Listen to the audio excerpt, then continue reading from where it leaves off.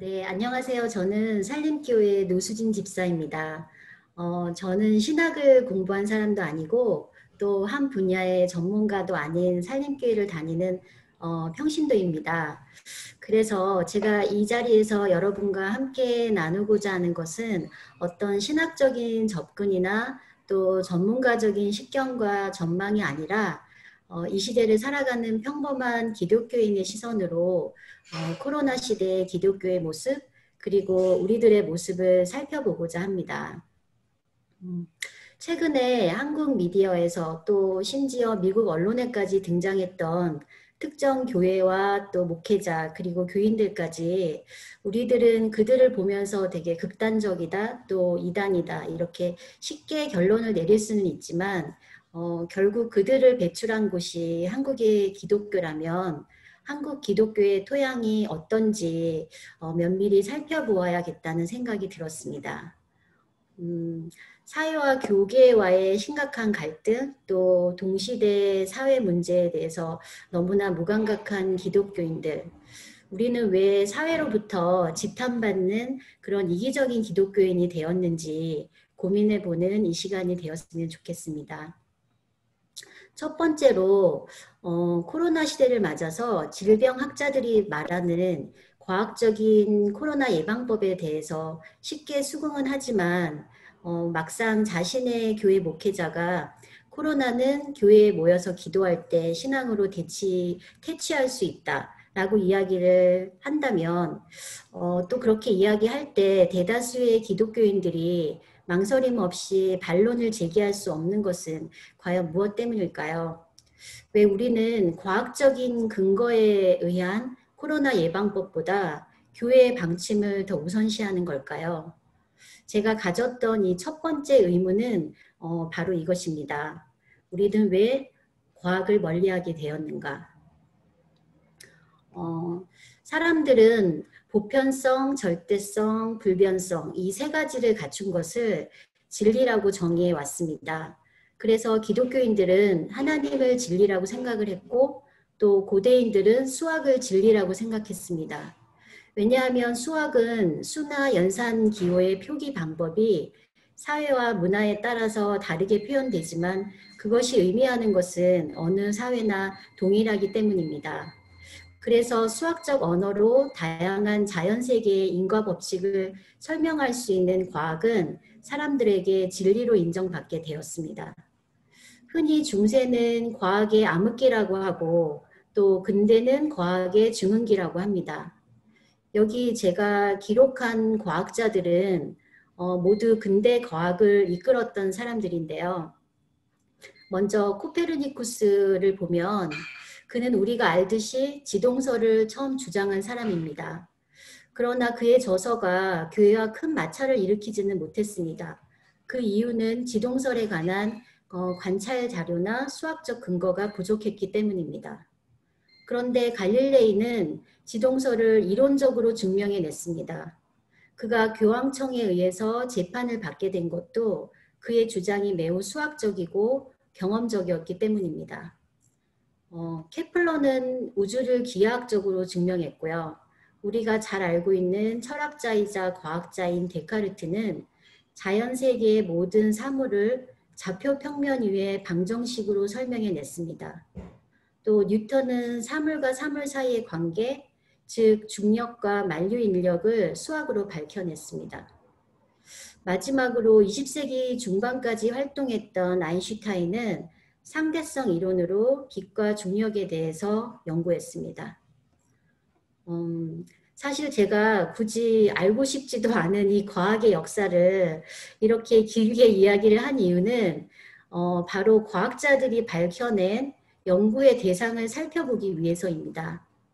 그들이 밝혀낸 대상은 지금 살펴봤듯이 지구, 우주, 자연세계의 사물, 그리고 사물과 사물의 관계인 중력, 그리고 마지막 빛까지 이것을 모두 합하면 아마 인간은 존재하는 자연세계의 대부분을 특히 거시세계에 대한 대부분의 것을 인과관계를 밝혀냈다고 말할 수 있습니다. 이러한 과학의 발전은 사람들로 하여금 자연은 수학적, 물리적 법칙에 따라서 한치의 오차 없이 움직인다는 확신을 갖게 했고, 또 빅뱅 이론이나 평행 우주론 등을 통해서 우주의 과거를 알아냈기 때문에 그 법칙대로 우주가 운행된다면 인간은 우주의 미래까지도 예측할 수 있다고 생각했습니다. 이게 바로 결정론적 세계관입니다. 그러자 과학주의 무신론자들은 이제 과학의 발전으로 신은 필요 없다라고 단정했습니다. 왜냐하면 인간은 신의 존재를 이해하지 않아도 자연 법칙의, 자연 세계의 그런 인과 법칙을 다 설명할 수 있게 되었기 때문입니다. 이에 대한 기독교인의 고민은 무엇이었을까요? 오류 없이 완벽하게 작동하는 자연 법칙에 하나님의 창조와 섭리가 끼어들 가능성이 있는가? 또 우리는 과학이 증명한 세계를 향해서 하나님이 계시다고 말할 수 있는가? 여러분은 어떻게 생각하세요? 이에 대해서 유신론적 과학자들의 입장은 이렇습니다. 과학과 과학에 대한 해석은 구분되어야 한다. 다시 말해서 과학은 과학일 뿐 과학에 대한 철학적인 해석은 다양해질 수 있다는 겁니다. 우리가 사는 세계가 자연의 법칙에 따라서 운영되는, 즉 과학으로 설명되는 세계가 있고 또 아직도 과학으로 설명되지 않은 기적의 법칙이, 기적의 영역이 존재한다는 겁니다. 그런데 하나님은 기적의 영역에서만 일하지 않고 자연의 법칙 안에서도 일한다는 겁니다. 그러므로 우리의 생각이 오히려 하나님의 영역을 제한시키는 오류를 범하고 있다는 것이죠. 결론적으로는 과학은 무신론이나 유신론과 무관하다는 겁니다. 또 한 가지 우리가 살펴보아야 할 것은 과학과 과학주의의 구분입니다. 요즘 미디어에서 어떤 사안에 대해서 이야기할 때 그것은 과학적으로 증명이 되었다라든가 또 외국 대학의 어느 연구소에서 실험한 결과다라는 수식어가 붙으면 우리는 특별한 망설임 없이 그것을 사실로 받아들이는 경향이 있습니다. 여러분은 어떠세요? 저 역시 되게 무의식적으로 그런 것에 반응했던 것 같아요.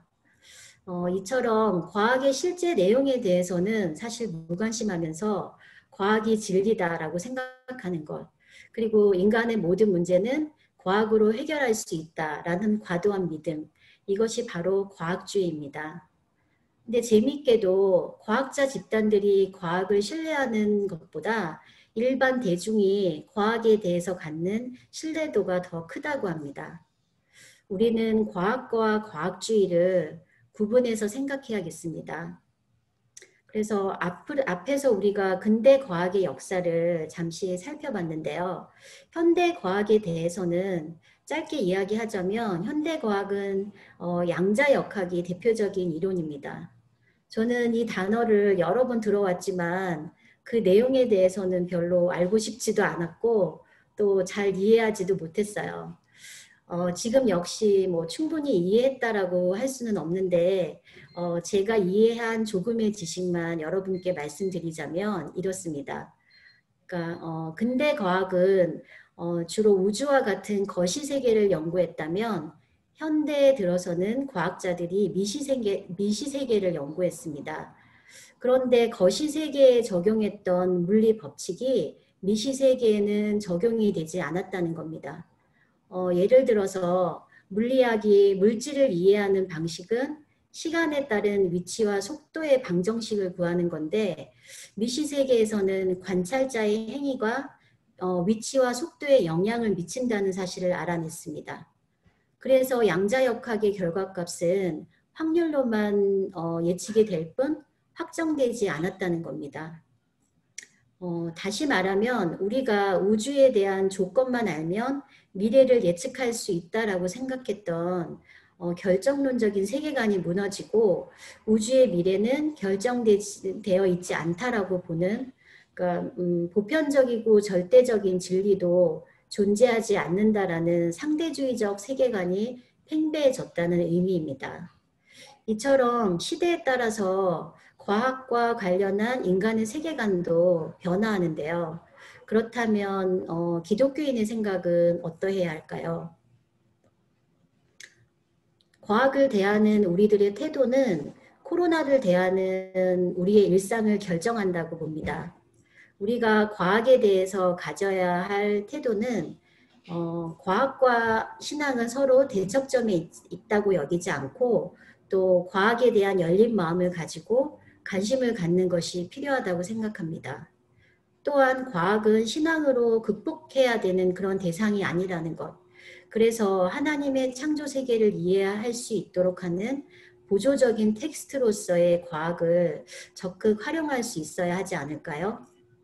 그렇다면 코로나는 기도함으로 퇴치할 수 있다. 이렇게 말하는 사람들에게 코로나를 해결하고자 하는 과학적인 접근 방식은 기독교인에게 있어서 비신앙적인 행위가 아니고 충분히 합리적인 행동이라고 그렇게 말할 수 있는 우리가 되었으면 좋겠습니다.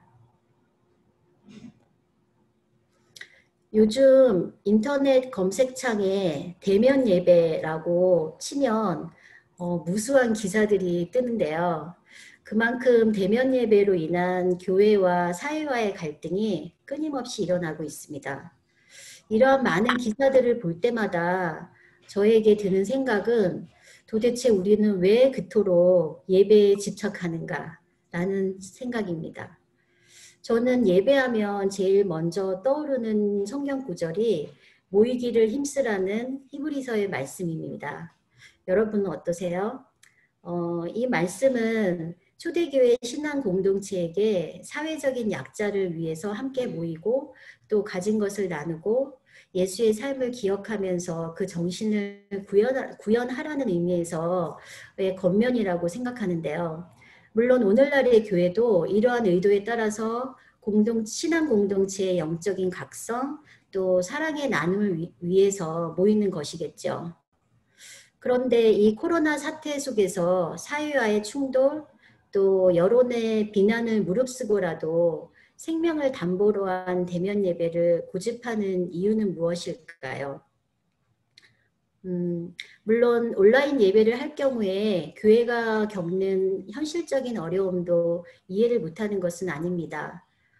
당장 헌금의 감소로 인해서 재정적인 어려움, 또 교인의 소속감 결여로 인해서 교인의 이탈, 또 인터넷 사용이 불가능한 노인층이나 빈곤층의 참여가 불가능하고 그리고 온라인 예배의 여러 가지 한계 등이 있습니다. 그러나 이러한 것들은 교회의 측면에서 생각하는 것이고 교인들 역시 이 문제에서 당당하게 대면 예배에 대한 반대 목소리를 내지 못하는 이유는 무엇일까요? 그것은 예배를 소홀히 하는 것은 곧 신앙심의 결여이고 또 내 신앙생활에 문제가 생기지 않을까 하는 죄책감 때문이라고 봅니다. 그렇다면 우리가 이처럼 집착하고 있는 예배란 과연 무엇일까요? 이것을 살펴보기 위해서 먼저 기독교 세계관에 커다란 영향을 미쳤던 이원론적 세계관에 대해서 이야기하겠습니다. 우리가 익히 아는 플라톤은 이데아론을 제시했는데요. 절대적이고 완벽한 그리고 불변의 세계가 존재하는데 그것이 이데아이고 이데아 세계의 그림자에 불과한 것이 현실 세계라고 했습니다. 그래서 세계를 모두 이분화하는 작업을 했는데 이렇게 해서 나누어진 것이 천국과 지옥, 또 신과 인간, 선과 악, 빛과 어둠, 영혼과 육체, 이성과 감성, 그리고 영적인 세계와 육적인 세계입니다. 그런데 이러한 이원론적 세계관은 서양의 사상과 기독교 세계관에 지대한 영향을 미쳤습니다. 왜냐하면 계시적이고 신비적인 측면이 강했던 초대 기독교가 소도시에서 큰 도시로 또 로마에서 유럽으로 전파되기 위해서는 이론적인 체계가 필요했습니다. 이 작업을 바울과 중세의 교부 철학자들이 주도해 왔는데요. 플라톤의 이데아론이 그 작업에 차용되어 왔습니다. 이러한 이원론적인 세계관은 대상을 둘로 쪼개어서 이해하는 방식으로 세계를 단순하게 분석하고 이해할 수 있는 이분법적인 강력한 틀입니다. 그 이분법의 문제는 두 세계가 대등한 가치를 갖는 것이 아니라 필연적으로 둘 중에 하나는 우월한 것으로 또 나머지 하나는 열등한 것으로 그렇게 같이 평가된다는 것입니다. 그래서 우월한 것은 열등한 것을 억압하고 차별하는 당위성을 획득하게 되는 것이죠. 오랜 세월 사람들의 무의식에는 남성, 서양, 백인, 이성, 부, 아름다움 이런 것들은 우월한 것으로 또 반면에 여성, 동양, 유색인, 감성, 가난, 추함 이런 것들은 열등한 것으로 인식되어 왔습니다. 그 사상적인 영향력은 지금의 우리에게도 유효합니다. 생각해보면 우리들 역시 교회 안에서 이루어지는 영적인 활동은 우리 신앙에 큰 의미 있는 일이라고 생각을 하지만 일상에서 행하는 사소한 일들은 영적인 활동과 연관지어서 생각하지 않지 않나요? 혹시 그 일상의 일들은 육적인 일이라고 또 가치 없는 일이라고 생각하지는 않나요? 그런데 예수님은 우리에게 내 하나님을 경외하고 내 이웃을 내 몸과 같이 사랑하는 것이 하나님의 가치를 실현하는 것이라고 가르쳐 주셨습니다. 우리가 영적인 활동이라고 생각하는 예배당에서 드리는 주일 예배가 어쩌면 우리에게 더 간편한 영적 활동이 아닐까요? 일주일에 한두 시간만 소요하면 되는 예배보다 그 시간을 제외한 나머지 시간 내내 하나님의 가치를 구현하면서 산다는 것. 그에게는 더 어려운 과제일지도 모릅니다. 주일날의 예배가 일상 속에서 코로나로 인해서 고통받는 이웃들을 외면하는 손쉬운 면죄부로 작용하는 것이 아닌지 우리의 내면을 들여다보아야 하겠습니다. 더불어서 한 가지 더 짚어보고 싶은 것은 예배당에 대한 우리의 인식의 전환입니다. 얼마 전 포털 사이트에서 올라온 기사를 읽었는데요. 경기도에 있는 시학교회에 대한 이야기입니다. 이 교회는 코로나로 인해서 교회 예배당을 포기했습니다. 교회 보증금과 월세, 그 밖에 헌금을 합해서 60명의 교인에게 기본소득을 30만 원씩 지급했다고 합니다. 교회는 코로나 이후에도 예배당을 가지지 않을 거라고 합니다. 그 교회의 목회자는 이렇게 말했습니다. 집보다 가족이 더 소중합니다. 집을 위해서 가족을 희생하는 사람은 없죠. 라고. 사실 코로나 이전에도 예배당 건축을 단념한 교회들이 있어 왔습니다. 학교의 강당이나 지역사회의 공공시설을 활용해서 예배를 드려왔었죠.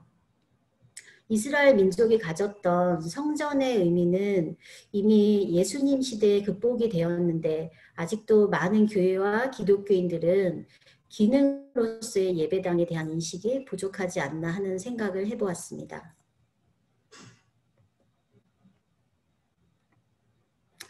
언제부턴가 교회를 다니면서 늘 저에게 끊이지 않았던 마음속의 질문 한 가지가 바로 이것입니다. 우리는 왜 상식을 무시하는가? 상식의 사전적인 의미를 살펴보면 사람들이 보통 알고 있어야 하는 지식, 이해력, 판단력, 사리 분별입니다. 그런데 기독교인의 언어는 점점 비현실적이고 초월성을 띤 어법이 강화되어 가고 있는 듯합니다.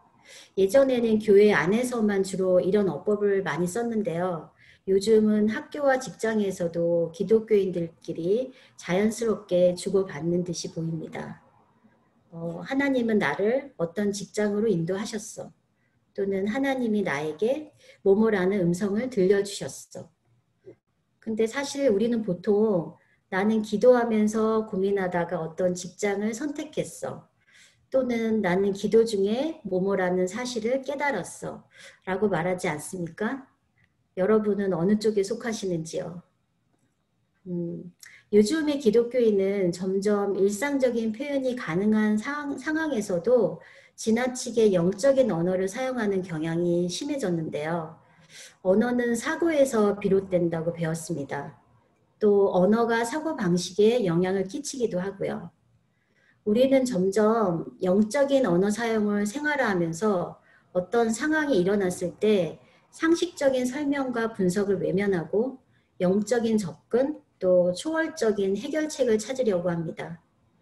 그래서 코로나 사태 역시 지극히 상식적으로 풀어갈 수 있는 사안에 대해서 자꾸 영적인 또는 초월적인 접근을 하려고 합니다.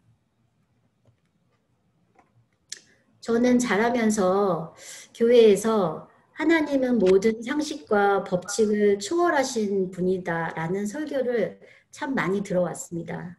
그런데 이제 성인이 되어서 살펴보니 하나님은 모든 상식과 법칙 안에서 일하시는 분입니다. 물론 상식과 법칙을 뛰어넘어서 기적을 행하시기도 하시고요. 그렇지만 상식과 법칙을 무시하고 굳이 초월적인 방법으로 일하시는 그런 미신적인 분이 아니라고 생각합니다. 인간은 인생에서 초월을 경험하는 시간보다 일상을 살아가는 시간이 더 길지 않을까요? 또한 우리는 하나님의 형상대로 만들어진 상식과 이성을 갖춘 존재임을 잊지 않았으면 좋겠습니다.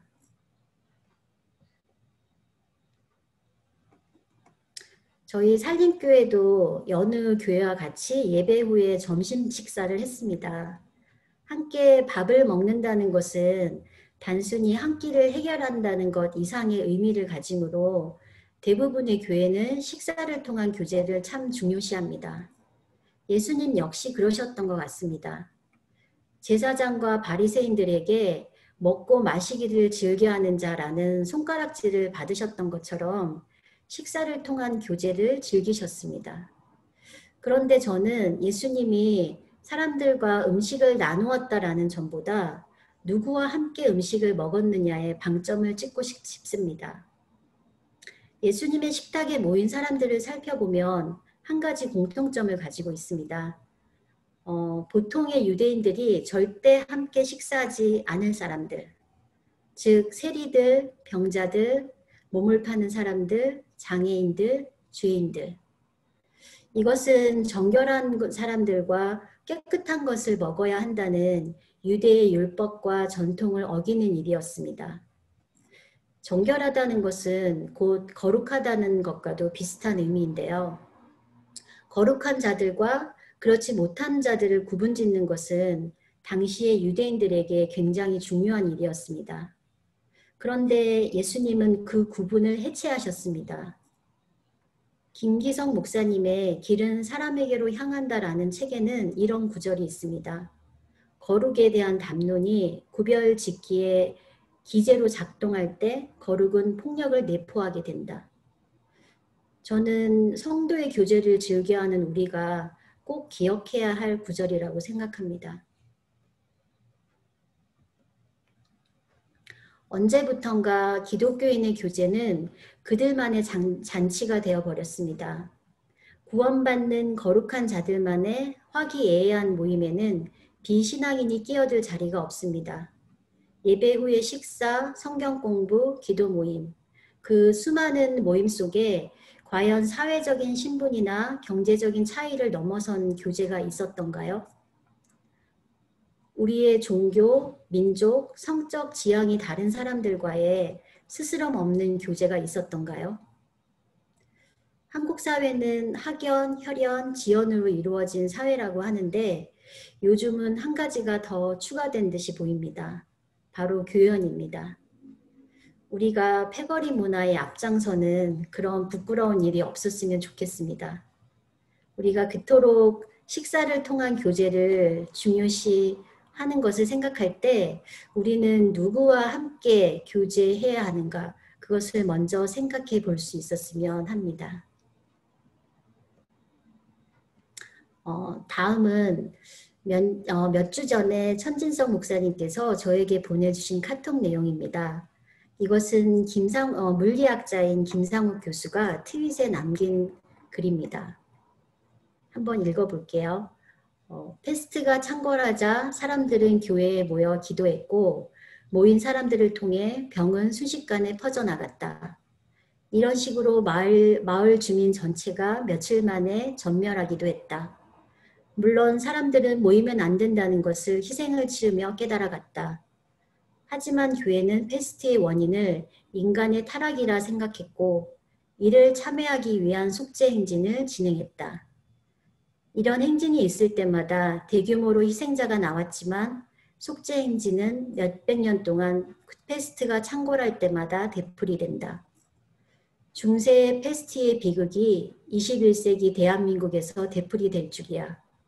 중세에야 진짜 원인을 몰랐다지만 안타깝고 또 안타깝다.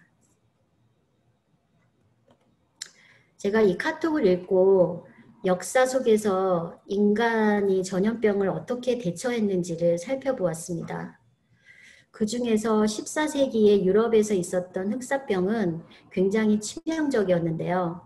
이 흑사병으로 유럽 인구의 3분의 1이 목숨을 잃었고 또 이를 회복하는 데 200년이 걸렸다고 합니다. 당시 유럽은 급속히 늘어난 도시 인구를 감당할 수 있는 상하수 시설이 없었고 또 병원균에 대한 의학 지식이 전무했다고 합니다. 그래서 병자의 살을 찢어서 피를 내는 치료법이 유행했는데요. 이것이 더 병원균을 감염시키는 원인이 되었다고 합니다. 이 흑사병에 대해서 당시 교회가 내린 진단은 신의 분노였습니다. 그 분노의 대상은 그 시대의 소외계층이었고요.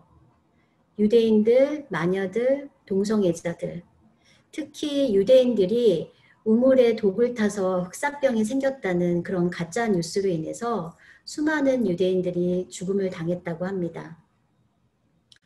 신의 분노를 진정시키기 위해서 행했던 속죄 기도회는 그들을 심판하기 위한 혐오의 기도회로 바뀌었습니다. 역사가들은 흑사병에 대한 상처만큼이나 혐오에 대한 상처가 유럽 사회에 치명적이었다라고 이야기합니다. 인간은 어떤 사건에 대한 과도한 두려움이 생길 때 타인에 대한 책임 전가로 그것을 해결하려는 경향이 있습니다. 문학 평론가이자 문화 인류학자였던 르네 지라르는 그의 희생양 메커니즘이라는 이론에서 이렇게 주장합니다. 전염병과 같은 두려운 재앙과 싸우는 사회의 다수 계층들은 박해의 메커니즘을 통해서 그 집단의 욕구 불만과 불안을 희생물에게 쏟음으로써 대리 만족을 하게 된다. 그 희생양 메커니즘의 대표적인 예가 십자가에 달리신 예수님을 듭니다. 그렇다면 이 시대의 희생양은 누구일까요? 오늘날 교회가 영적 전쟁이라고 선포하면서 정죄하는 대상은 누구일까요?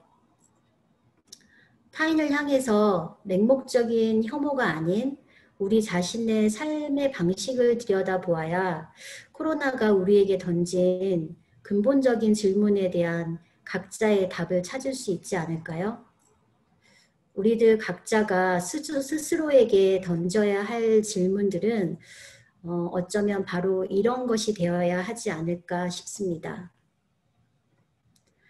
우리의 예배가 누군가를 향한 혐오의 모임으로 변질되지 않았는지, 또 보살펴야 할 이웃을 외면하고 교회 울타리 안에서 자족하며 지내지 않았는지, 하나님이 주신 이성을 내던지고 사유하지 않음이 신앙이라고 치부하지 않았는지, 우리 것을 내어놓지 않으려고 무리지어 사회를 향해서 항변하는 것이 기독교인의 연대라고 착각하지 않았는지, 무엇보다도 풍요롭고 편안하게 살고픈 우리의 과도한 욕망을 신앙이라는 이름으로 포장하면서 살아오지 않았는지. 긴 시간 경청해 주셔서 감사합니다. 이상입니다.